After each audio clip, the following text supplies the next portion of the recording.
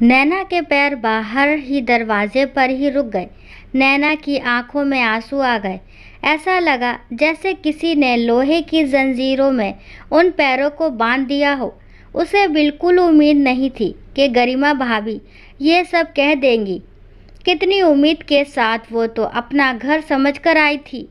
वो घर जहाँ उसने अपना पूरा बचपन बिताया था, जहाँ से विदा होकर वो ससुराल गई थी, आज वही घर उसके लिए बेगाना हो गया। ऐसा मंजर तो उसने कभी नहीं सोचा था। माँ आंसू बहाए जा रही थी, पर भाभी थी कि अपने मुंह से आग उगलने के अलावा कुछ कर ही नहीं रही थी। मेरे कारण मेरी माँ को रोना पड़ रहा है, ये देखकर नैना उल्टे पैर वापस वहीं से निकल गई। लेकिन जाने से पहले भाभी से ज़रूर कहा, भाभी आप भी एक बेटी की माँ हो, भगवान ना करे आपको भी ये दिन देखना पड़े। पर उसकी बात सुनकर भाभी ज्वालामुखी की तरह फट पड़ी। मेरी बेटी को बद्दुआ देने की ज़रूरत नहीं है, वो तुम्हारी तरह घर तोड़ू नहीं बनेगी।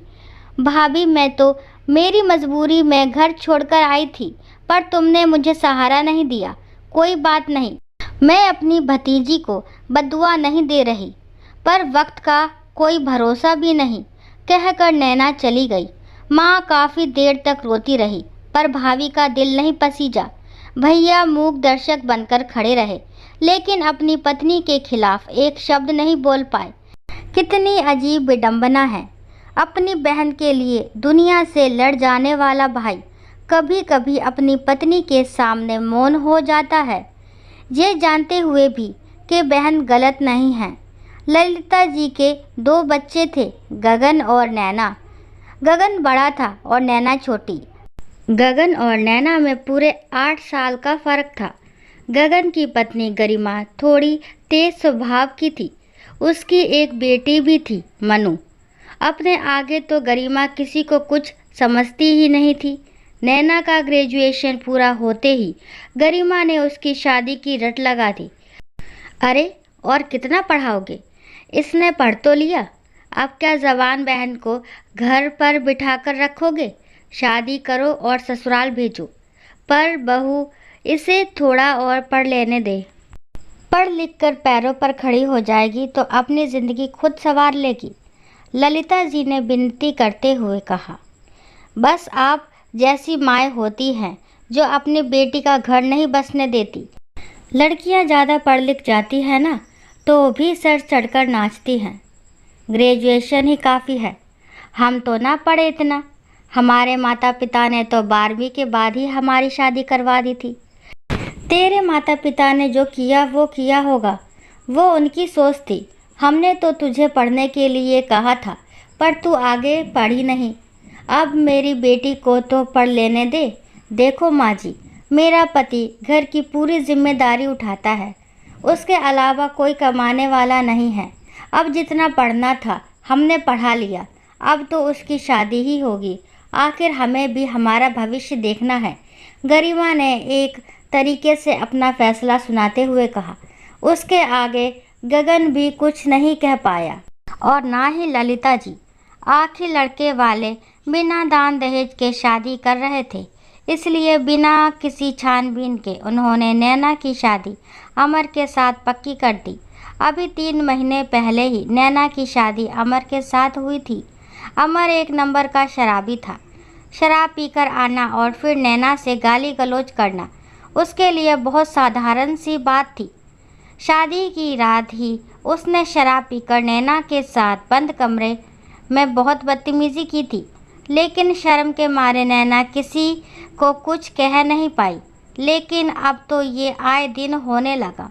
अमर शराब के नशे में अपने कमरे में सारी हदें पार कर देता था। उसके लिए नैना सिर्फ हवस बुझाने का जरिया भर थी, जिसके साथ वो पूरे हक के साथ जोर ज़बरदस्ती करता था। उसके छूने में किसी भी तरह से प्रेम नहीं था। शादी के 10 दिन बाद ही उसने अपनी सास से सब कुछ कह दिया तो सास ने बड़ी बेफिक्री से जवाब दिया था, अरे ये तो पति का हक होता है, भला ये बातें किसी से कहने की होती है क्या? बहू कम से कम सोच समझ कर तो बोल, मैं तेरी सास हूँ। उसके आगे नैना कुछ कह नहीं पाई। 2 महीने पहले उसने अपनी ननद से भी कहा, लेकिन ननद ने भी झिड़क दिया, अपने कमरे की प्रेम लीला हमें मत बताया करो। आखिर कहे तो कहे किससे। 1-2 बार भाभी को कहने की सोची, पर भाभी की तरफ से तो बला टली थी। जब पिछले महीने वो यहाँ अपने मायके 2 दिन के लिए रहने आई थी, तब उसने अपनी माँ ललिता जी से भी कहा था और अपने शरीर पर बने चोट के निशान तक दिखाए थे। देखकर ललिता जी का जी भी हलक में आ गया था। उनकी बेटी के साथ कोई इस तरह से हैवानियत कर रहा था जिसे पति के प्रेम का दर्जा दिया गया था। भला बेटे से तो ललिता जी क्या ही कहती।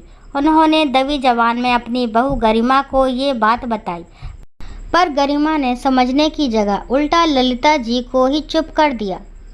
कहने लगी, अब उसकी शादी हो चुकी है, भूल कर भी मत सोच लेना कि उसे मैं वापस लेकर आऊँगी। और ये बात जाकर आप दामाद को कैसे समझाएंगी? शर्म नहीं आएगी इस तरह की बातें करते हुए? उससे कहो अपने पति को खुश करना सीखे, ना कि हमें आकर ये बातें बताए। उसके आगे ललिता जी कुछ कह ही नहीं पाई। लेकिन कल रात तो अमर ने सारी हदें ही पार कर दी। कल रात वो 2 बजे शराब के नशे में टुन्न होकर घर आया। उसके बाद बिना वजह ही नैना को उसने इतनी बुरी तरह मारा कि उसके शरीर से जगह जगह से खून बहने लगा। उसकी इतनी चीख पुकार के बावजूद भी अपने कमरे से कोई भी निकलकर उसके पास उसे छुड़ाने नहीं आया। ये तो पति पत्नी के बीच की बात है, मानकर सब लोग उसकी चीख सुनते रहे, पर अपने कमरे में ही रहे। पता नहीं कैसे नैना में कल इतनी हिम्मत आ गई कि जिस लाठी के सहारे दादा ससुर जी चलकर घूमने जाते थे, वो लाठी उसके हाथ आ गई।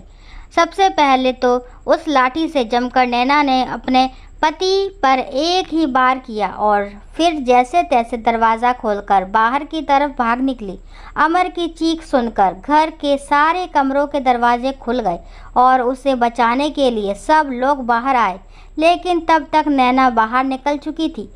उसके बाद वो पुलिस स्टेशन गई और वहाँ सबसे पहले अमर के खिलाफ FIR करवाई। पुलिस अमर को पकड़ कर ले गई। वहीं पर गगन को भी फ़ोन करके पुलिस स्टेशन बुलाया गया था, लेकिन अब ससुराल वाले तो कहाँ नैना को रखेंगे, इसलिए गगन उसे अपने साथ घर ले आया। पर घर में तो उसने अपने कदम रखे भी नहीं थे कि भाभी ने चिल्लाना शुरू कर दिया, क्या लेने आई है अब यहाँ पर? सारे समाज में हमारी थू थू करवा दी। इससे अच्छा तो मर जाती तो ज़्यादा अच्छा था। एक पति ना संभाल पाई, खबरदार इस घर में कदम रखा तो। खैर नैना तो यहाँ से चली गई, लेकिन किसी ने उसके बाद उसके बारे में कुछ पता नहीं किया। इस सदमे को ललिता जी बर्दाश्त नहीं कर पाई और कुछ दिनों बाद इस दुनिया से कूच कर गई। बस कहीं से उड़ती उड़ती खबर आई थी कि नैना का अमर से तलाक हो चुका था और अब वो कहाँ है किसी को नहीं पता था। समय का पहिया यूं ही चल रहा था। आज इतने सालों बाद गरिमा अपनी बेटी मनु के लिए परेशान है। दहेज के लालच में ससुराल वाले उसे लेकर नहीं जा रहे थे और गगन की इतनी स्थिति नहीं थी कि वो उनके मुंह मांगी कीमत उनको दे सके। मनु को भी मारपीट कर वो लोग घर पर छोड़ गए थे, यह कहकर कि जब पैसों का बंदोबस्त हो जाए तो ससुराल छोड़ आना। अब मनु ससुराल नहीं जाना चाहती थी, इसलिए अपने पति के खिलाफ नोटिस भिजवाने के लिए गरिमा और गगन के साथ वकील के पास आई थी और वकील का ऑफिस के बाहर बैठकर अपने बारी का इंतज़ार कर रहे थे। अपना नंबर आते ही वो लोग अंदर गए तो वकील ने उनकी सारी बातें ध्यान से सुनी। अभी वकील साहब के सुन ही रहे थे कि उनकी पत्नी अंदर आई। उसे देखकर गगन और गरिमा हैरान रह गए। ये तो नैना थी, वही नैना जिसके लिए घर के दरवाजे गरिमा ने हमेशा हमेशा के लिए बंद किए थे। नैना भी उन्हें देखकर पहचान चुकी थी, इसलिए वही की वही खड़ी रह गई। अरे मैडम, वहाँ कैसे खड़ी रह गई? अंदर तो आओ। अचानक वकील साहब ने कहा, ये मेरी पत्नी है नैना। नैना जब उनके पास आई तो वकील साहब ने उन्हें मनु की सारी स्टोरी सुनाई। ये सुनकर नैना ने गरिमा की तरफ देखा, लेकिन गरिमा रोते हुए उसके पैरों में पड़ गई। मुझे वाकई में माँ जी और तुम्हारी हाय लग गई। मुझे माफ़ कर दे नैना, मुझे माफ़ कर दे। वकील साहब ने हैरानी से नैना की तरफ देखा तो नैना ने सब कुछ बता दिया। भाभी, मैंने मनु को कभी बद्दुआ नहीं दी, लेकिन आपको तो मेरी माँ की बद्दुआ लगी होगी, जो मेरे दुख में कुछ दिनों बाद ही चल बसी।